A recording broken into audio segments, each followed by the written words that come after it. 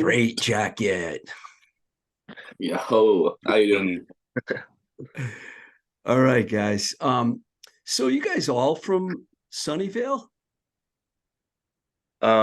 Two of us are. Fabian and I are from Sunnyvale. Nate's from Belmont, though. We met in Santa Cruz when we were all in different bands at the time. That's how we And all you, kind of came together. and you stole him from his other band, right? Yeah, pretty or pretty perhaps he much. stole us. Oh, he stole you. So We joined Nate's project. is the We town you're stole each other's hearts. That's what we did. Just love at first is sight. is the town where you grew up near Sunnyvale? Um, Um, Me? Yeah, you're not from Sunnyvale, right? No, my town is like 20 minutes away, I guess, maybe 30. No, like 20 minutes away. More north. And you guys are fairly close to like San Jose would be the largest city over there, and not too far from San Francisco. yeah, pretty Cool. much. Spend most of the time playing shows in the city, though, not San Jose. Well, Is it real recently we've been playing more down there, though. is it real suburbia where you guys grew up? Oh yeah, I'd say so. Totally. Yeah, with definition for sure. Total So suburban town. yeah, but you're close enough to the city where you could, get into the city. That's good. What kind of music were you guys listening to when you were growing up? I'm just curious to get a little background on that. I guess you can go first, Jackson.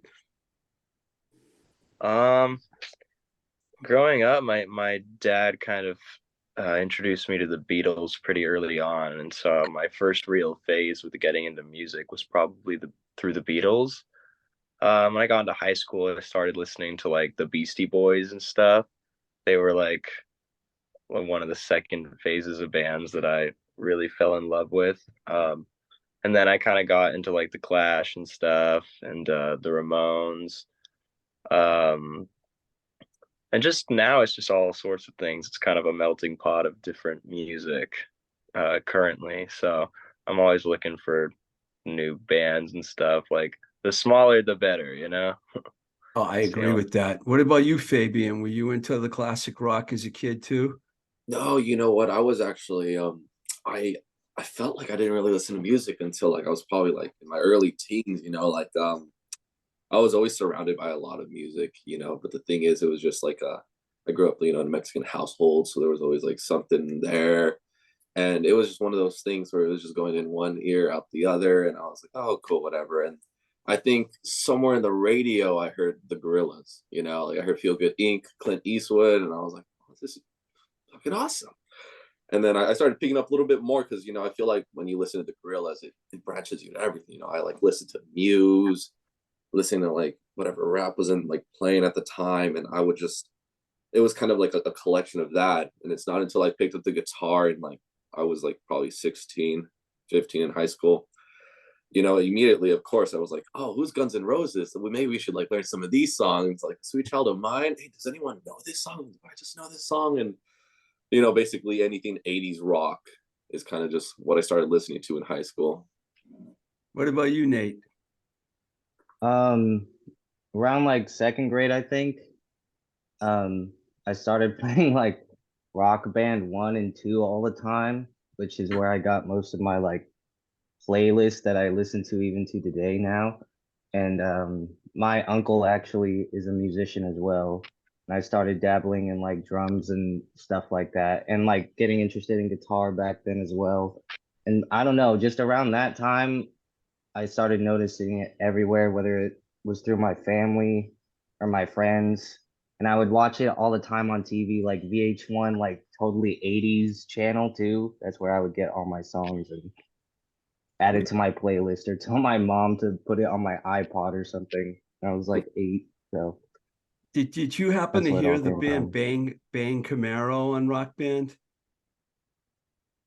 Dane Is that Camaro. I just had one of those guys on my show, and they had that song "Push Push Lady Lightning," which was like a big not band camp, I'm sorry, rock band, on Rock Band. They were like, that's how they broke through Rock Band around 2005. I If didn't know I heard that. it, I think I definitely recognize it, probably. Very, very heavy 80s riffing, you know, like real heavy rhythms and shit. Sounds like it could have been like any one of those LA metal bands, you know, from that era. What are you guys all like in your early 20s? Yeah. Yeah, I'm 24. Fabian and I are 24. Nate's 22. Yeah, I'm about Fabian, to you turn 23 in December. around the same age. Fabian, you said you picked up a guitar. Did you start playing guitar before bass? Yeah, yeah, actually. So I remember I had this one trip to go visit family members, and then they busted out an acoustic guitar and they taught me a C chord. And I was like, holy shit. I can do anything. And so I picked up the guitar for it was I would like learn a bunch of these songs, and I was just trying to like create a concept of music, you know, like just trying to learn chords, scales. It's not until Jack and I we started like jamming out together, and we were both guitarists, and I was like, okay, well, someone needs to be a bassist. And so for Christmas my friends bought me a bass at the time, I think 2019, 2018. And yeah, and then I started picking it up for the band. And the thing is, I was like, oh, I could just switch over guitar, bass. Yeah, completely different ball game, you know. Like I had to like get used with the bigger notes and stretching out my fingers everywhere. And luckily I had like a bunch of like Paul McCartney, like Beatles songs to help me with that, you know, with the little bass walk downs, you know, very 60s 70s stuff that he would use. Yeah. McCartney's a good guy to pay attention to if you're playing bass for sure. Jackson, did you play guitar, start playing guitar at an early age? Yeah. Excuse me. I started playing guitar when I was like 10. Um, it was like the summer from 5th grade to 6th grade, and I was kind of just like going through a bunch of phases of doing things. So there was like skateboarding or like BMX or whatever. And I landed on the guitar eventually. And then I kind of just never stopped playing. But when I first started, I actually wanted to play bass. Like, so I thought it was just such a cool instrument. And I was like, well, everyone plays guitar, so I want to play bass instead. And my mom kind of like talked me into learning guitar first, um, and then learning bass.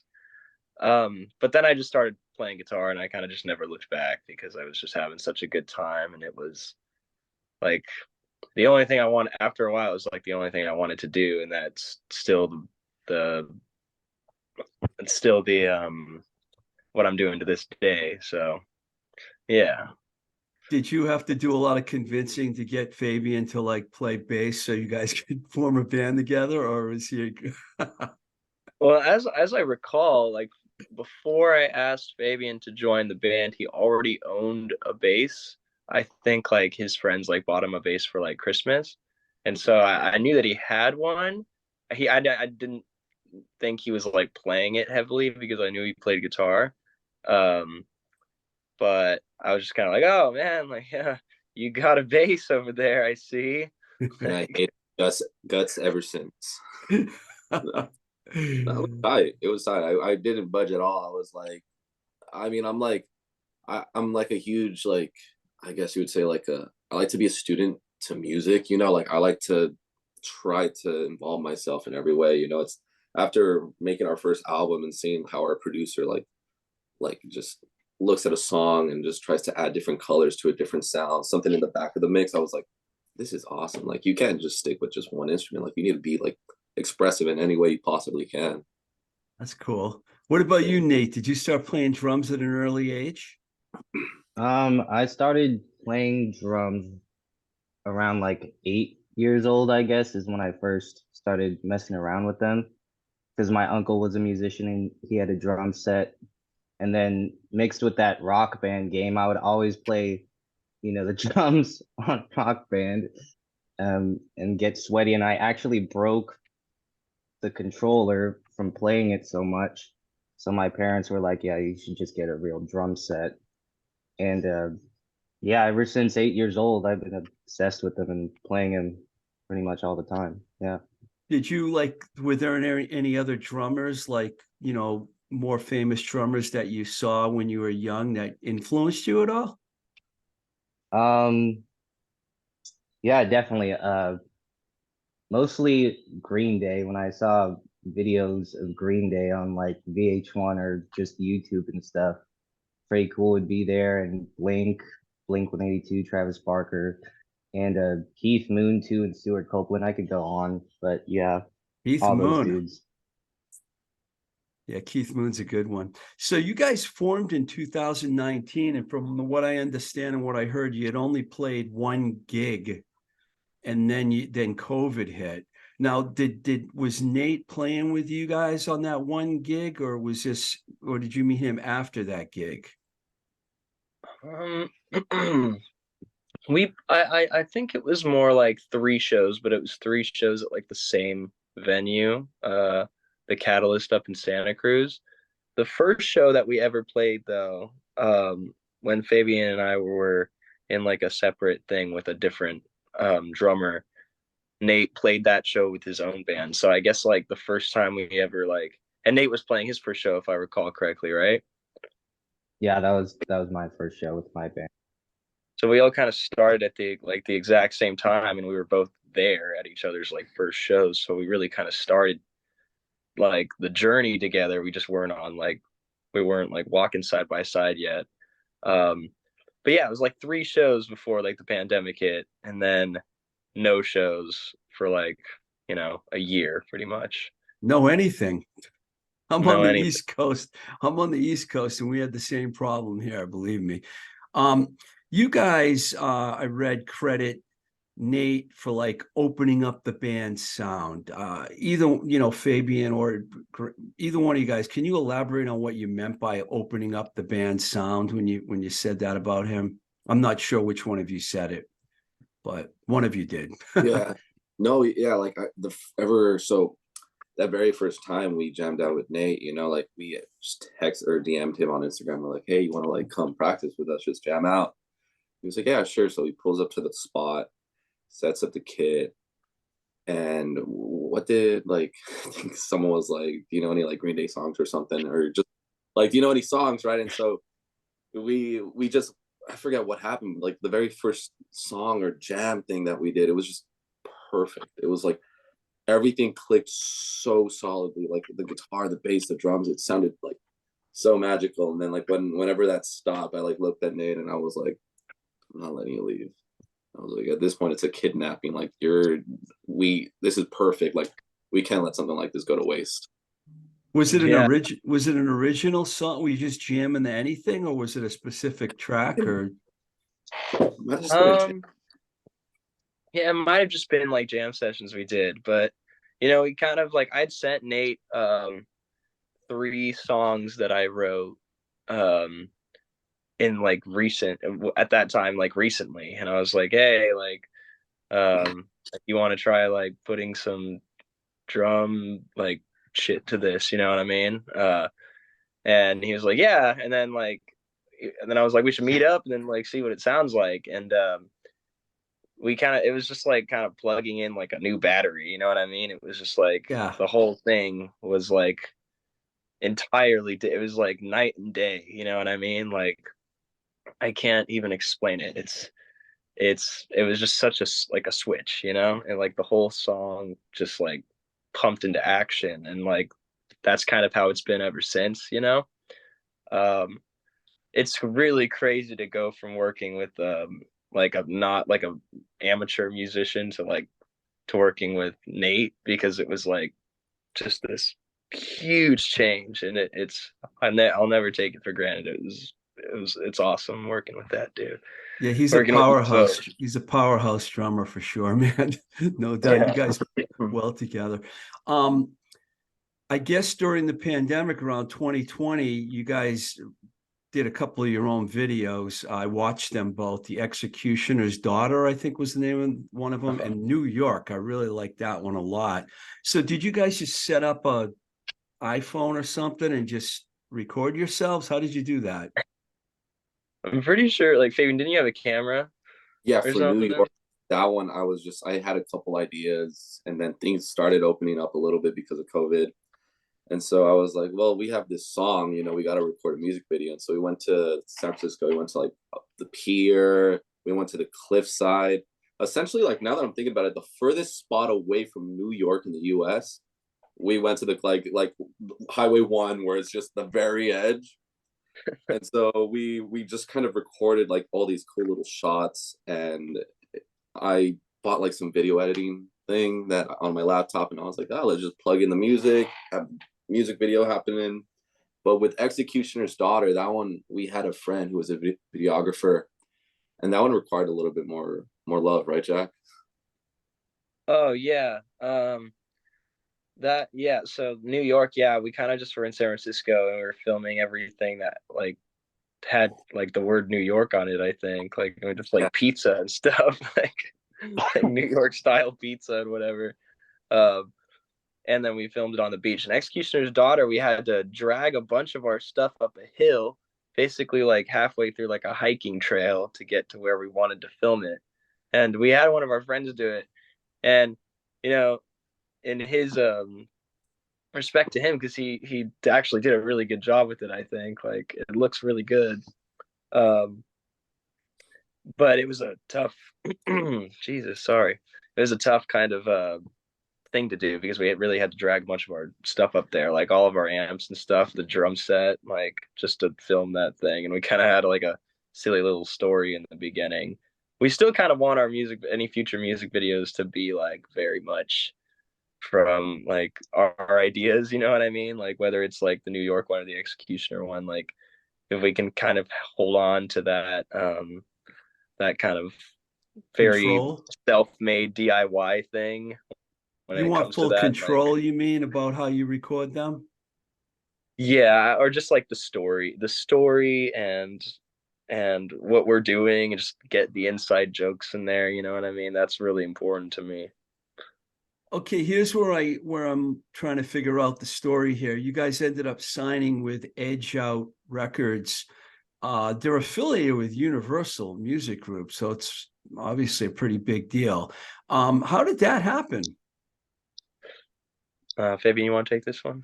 Yeah, so one of our friends invited us out to go watch this band called the Jacks, and they were playing in the Catalyst, actually where we played. And we were like, okay, sweet, sweet. And so we go to watch them, and then it was a great show. It was a great show by them. They're really cool guys. And we saw that they were signed to this little like Edge Out at the time. And so after the show's over, we go back home, we practice and whatnot, and we cover one of their songs, and we jokingly said like we tagged I think the label or something, and we were just like, hey Edge Out, why don't you sign us, as a joke. Who would take it serious? And I think they responded like, email us. And I remember right there and then Jack and I, we were like in the middle of the street, and we look at each other and we're like hugging, like, holy shit, like what's happening, what's going on?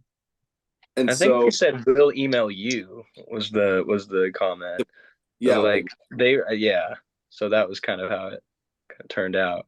And it was really exciting at the time. And we didn't know that they were affiliated with Universal or anything. So that was its own thing. We just heard a band that we liked on the label, and we were like, oh, that'd be cool. Let's like reach out and start like send them our music and stuff and see what they think. That's yeah. what we were doing at the time. We were just kind of sending our music around and playing shows. Are they a San Francisco-based label? They're Los Angeles, They're actually. in LA. Wow. Yeah.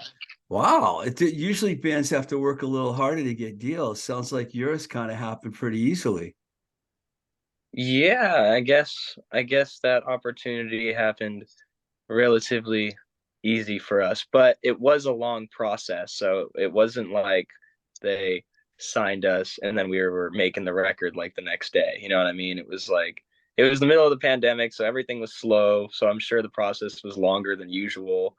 Um, but it was worth it. We got around to making the record, and it was like the time of our lives. So So I'm imagining you had a pretty good recording budget because you went to Vancouver to record, right? we did, yeah, we did have a pretty hefty budget for the album, and Vancouver was crazy. That was we weren't even really expecting to do that. I think we were like I don't think another band that's worked on that label went to Vancouver to record an album. I think Brian Howes was like really set on making the album in his like studio and stuff in like his hometown so he could like use all of his own stuff and be really comfortable. But yeah, that was a journey. Did the label hook you up with Brian? I believe Tony, who owns our record label, kind of showed Brian like our music, the demos that we'd made, and then he was really interested. I think we Nice. reached out to a couple other producers as well. But Brian was just kind of the guy, and we had such a fun time working with him, and I'm really glad that it worked out that way. So, Did he record you guys live mostly in the studio? um, It was so how it worked out, it was pretty cool. So we tracked drums and bass at Armory Studios. And how we did it is that we got there, and for the first like day or two, we we played the songs normal, just normal how we would do it on the record. And then it was like, okay, this one's cool, like this one maybe like a little slower, or like just trying to like really fix certain timings and stuff, and like oh, let's wait for the drop here, just like very small stuff. And so at Armory Studios, we essentially played it live, and we had different like drum takes.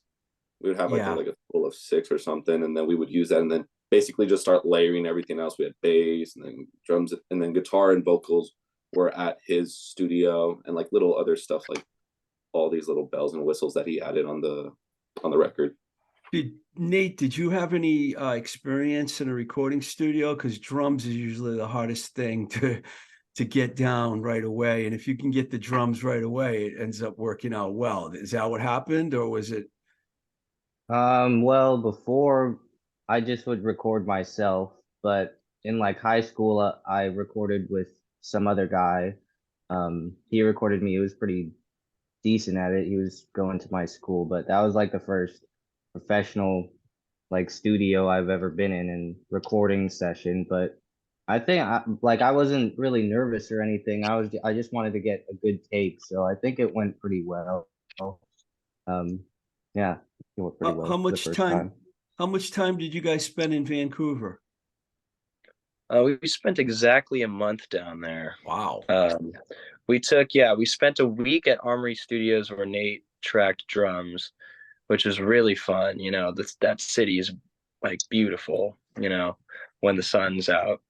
And then we hopped on the ferry with all of our stuff and we went to Vancouver Island, and we spent 3 weeks kind of on a farmhouse complex type deal where we recorded all the overdubs at Brian's Black Stove Studios down there, which was just such a adventure. That's It snowed at fantastic. one point. It was beautiful, man. Like it was exactly like the place I hope I would have recorded an album. So Um, after you recorded, did the label immediately like everything, or did they ask you to change? Did anything have to change, any mixes or anything, or were they totally receptive with the final product that Brian sent them? they were pretty stoked, if I recall correctly. I mean, they were like, "Oh my god, like this doesn't even need to be mixed. It's so like it sounds so good." And obviously, it got mixed and sounded way better. But like at the time, it was like this sounds just like amazing the way it is. Oh, they like the Um, roughs, you mean? They like the rough mixes. yeah, Nice. yeah, which is obviously a good sign. And everyone was just so excited. I think so. I think that went pretty well. All the kind of like the response from the label and stuff was good. So Bad Start, first single. Um, were you all in agreement about that? Did the label say we like this song, this is going to be the single, or did you guys have any input on that? um we all liked the song a lot. It was the first song that we ever wrote together. Like Oh, wow. there's a video of us playing it at like the very first practice spot in like 2020. It's like completely different. It's got a completely different verse melody and stuff. But we brought it to the label halfway through the album writing process. We had to kind of tweak some stuff to make it kind of what it is today, kind of make more sense, I guess. There's like a whole riff and stuff that's not in there anymore. It was kind of replaced by those ooh-oohs in the beginning that that Brian, that was one of Brian's wonderful ideas. But yeah, it was like one of the first songs we kind of hit the road. We kind of hit the ground running with. We didn't play it at shows for a while, but now it's like one of our favorites to see the kind of crowd reaction we get from it after its release. It's really fun to play. So So awesome. So You know what I didn't ask you, and I should ask you this first, the songwriting process. What is your songwriting process as a band? what is it, Nate? Well, for me, I would just really use GarageBand on my phone sometimes to like get a melody down or mess around with the guitar to just layer some stuff and like put some drums on the little sequencer and then send it to the guys or just like voice memos. We would all Did you just send write, voice memos together. did you start writing the songs? Were you the songwriter? We all wrote the songs together, but I did have like ideas that I would send to them. Like a couple of the songs, I like wrote the guitar parts and stuff, and I would send it to, and we all collectively um wrote the song after that. Yeah, What about the lyrics? yeah, I would Uh, dabble in some of the lyrics as well, but it was mostly Jack. yeah. Now, I mean, nowadays going forward, like we're really trying to like actually sit down and write the songs together. Because at the beginning, it was like we would just kind of throw ideas at each other and see which ones everyone liked, and Mhm. then go back and then write the rest of the song. But now it's like let's all sit down and write the songs together, so that way we could all be really happy about what comes out. And that's not to say we were unhappy about anything. We just really want to be a collaborative force, you know? Good. It's good. I've worked with a lot of bands over the years, and I think the bands that all write together, it's a good way to go because you know you're all part of the publishing and everything. So that's a good thing. Yeah. The Bad Start single, I mean, I just found out about this yesterday. You guys are on, I don't know if you're hockey fans. I don't know if your label did this. I don't know how it happened, but you're on the NHL 24 playlist, which there's a soundtrack for it. How did that happen? Yeah, that was crazy. I mean, I always kind of say we used to laugh about being in a video game. Like that would be like the ideal scenario for that to happen, for one of our songs to make it into a game. Um, it was talked about really early on, actually. Even while we were in Canada, we were talking about being in a video game. We didn't know what game it was going to be at the time. But it made sense that it was hockey because we were recording in Canada, and we were kind of forced to watch a lot of hockey down there because everyone's a huge hockey fan. Yeah. Hockey kind of baked into the record, I think, because I mean we were watching it while we were like recording, like at the same time. So um, it's there. Are you guys Sharks fans? Yeah, I'd say Yeah. so. Yeah. So you I do don't. like hockey. I do like hockey, or we do like hockey. I wouldn't say I watch as much as I watch like football or baseball. I've been paying more attention to it since getting into the game though, because I really want to learn the sport and I want to like it, you know. But yeah, I'd say if we're choosing a hockey team, definitely the Sharks for sure. Cool. Um, Yeah. Also with Bad Start, you recorded a video live at East Iris Studios. Where is that? Is that near you guys or is that up in Canada? That's in Nashville, Tennessee. You guys went down to Nashville to do your video. Wow, that's cool. Tell me about that. Dude, it was awesome. We got to fly out there and we were there for a couple days. You know, we would record the track there. Like it wasn't like we were playing like the like one that we recorded in Canada. We would record like a live from Yeah. Nashville, and then right after that, they would like have these videographers, really cool dudes. Like the one thing I love about working in the industry is like you're surrounded by a lot of motivated people, which only makes you more motivated. You know, it's like seeing their like devotion and dedication to the craft. It's like this is awesome. And yeah, we recorded it there for about like I think it was like a 2-3 day process. and it was so much fun, dude. Like it was our first time, all three of us in Nashville, and everyone so nice, full of music. Every Uber we took, they were like a producer, or like they know somebody in the industry. Joe Bonamassa, I heard his name like 5 times, like at one point. It went in a day, and I was like, this place is awesome. And then you went over to Taylor Swift's house and hung out with her for a while. Yeah, just normal everyday things.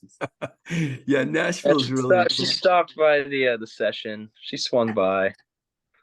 Slap the face. Wow, so that's pretty cool. So your label is really doing it all for you guys. I mean, you got to feel pretty good about that. I mean, you haven't toured or anything, right? No, we have not. Yeah, I mean, we get to travel. It's been a blast. We got to go to Las Vegas last year to do a showcase thing. That was fun. And then yeah, we got to go to Nashville, which was a blast. So they've kind of like sent us all around the place. And we get to travel, which is one of the main things I wanted to do when we started the band, was see everything. So Do you it's been a ride. Do you have a plan to like get out and get in a van and go on tour when the record comes out? I think when's it coming out? Like it's coming out early next year, right? Full album. Yeah, absolutely. I think we're even like talking about doing something like in December even. So like I think we want to do like a West Coast kind of mini tour thing down the coast, see how that goes. But yeah, I mean, I know we can handle the road because we've spent a month together in Canada doing stuff. So you So guys get along with each other. yeah. That's cool. It's hard not to notice the comparisons to some of the other poppy punk bands that have come up through the years. I don't have to say the names of the bands, but I think you know which ones I'm talking about. Do you hope to like get in that same trajectory as a band like Green? Well, I did mention the name, sorry, like a band like Green Day. Sorry. Do you want to get on that? I mean, you're probably gonna end up getting compared to them. You realize that, right? You're a 3-piece, you're doing a high energy pop punk. That doesn't bother you though, right? At all? No. I guess it's better than being compared to like, uh what's a like Creed or something. No offense, but You don't sound anything like Creed. Like MGK. no. Um yeah, no. It's awesome. I'm a big Green Day fan as well. I saw them for the first time when I was like 13 with my dad. He like brought me we waited 6 hours in line, and he just so we can be close to the stage, but neither of us really knew what a mosh pit was. So I'm like five at the time, or like 5'7" or so. I'm like short, and I'm just kind of like getting lost in the crowd. And it was like the best day of my life. And I was like, I need to do that. So trajectory, I guess. I mean, who doesn't want to be one of the biggest bands in the world, right? So Right on. Right on. great. So you got a gig November 7th, right? I think our Spotify thing says that. That's the one in Morro Bay. Is that correct? I saw somewhere that you had a gig. I mean, if you want to plug any of your future shows, I mean, do you have anything on the schedule, or you just riding it out until the label comes up with something for you in terms of tour dates? Well, I think actually, the November 7th show is potentially being moved to December. I could be wrong about that. We were supposed to do like a mini tour thing at the end of October, but that kind of got moved to December. So I don't know if that is going to get rescheduled or not. I don't want to kind of say something I don't know, but I don't know if that show's actually happening. So Do you have do you have a manager now, or are you just the label kind of handling all that? Oh no, we got a wonderful management team at Indigo, which is Bill McGathy is our manager, and he's a wonderful guy, and he's I mean, our label has done a whole lot, but also like our manager Bill has done a lot as well. So it's kind of a group effort here for us. Like but we have a booking agent as well, Mike Hayes, who's been setting up these like tour dates and stuff. So The table set. yeah, absolutely. Well, that's fantastic, guys. I'm Thank I'm really excited. I like your sound. I'm a total old punk dude, you know. I was there, I was there before Green Day was actually, but you know, but I'm still into it, man. So I'm very excited when I heard you guys, I was like, I like them. So good luck. And I wish you guys the best. thank Thank you. you for having Thank you very us. much. Really All right. fun. Thanks, man. Thank you.